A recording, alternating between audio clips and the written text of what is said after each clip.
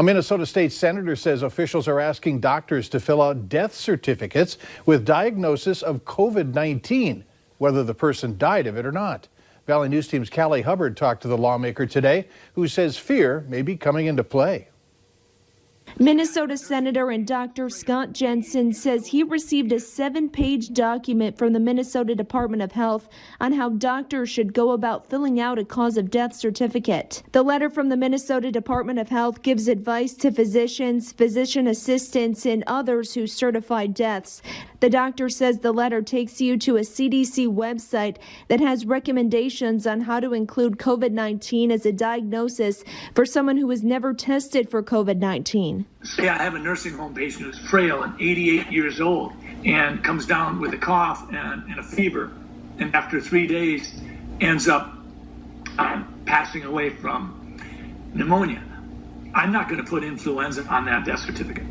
So I doubt that I would be inclined to put COVID-19. Dr. Jensen says each state's reported death numbers are making a lot of people fearful, adding that getting the number right is critical, especially during a pandemic. I worry that sometimes we're so darn interested in just jazzing up the fear factor that sometimes people's ability to think for themselves is paralyzed if they're frightened enough. One of the scenarios listed under the CDC guidance for certifying deaths due to coronavirus says, although no testing was done, the coroner determined that the likely underlying cause of death was COVID-19, given the patient's symptoms and exposure to an infected individual. So is the Minnesota state data reliable? I don't think I have any position to question that per se.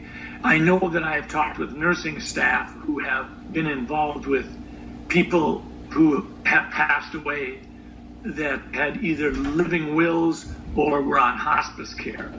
In some of those situations, I've been led to believe that there may have been a COVID-19 diagnosis included on the death certificate document without having had a COVID-19 confirmed laboratory test, but I don't have any way to confirm that myself. He says the public isn't stupid, and if you start messing with numbers, you're going to wish you didn't. In the FM area, Callie Hubbard, Valley News Live.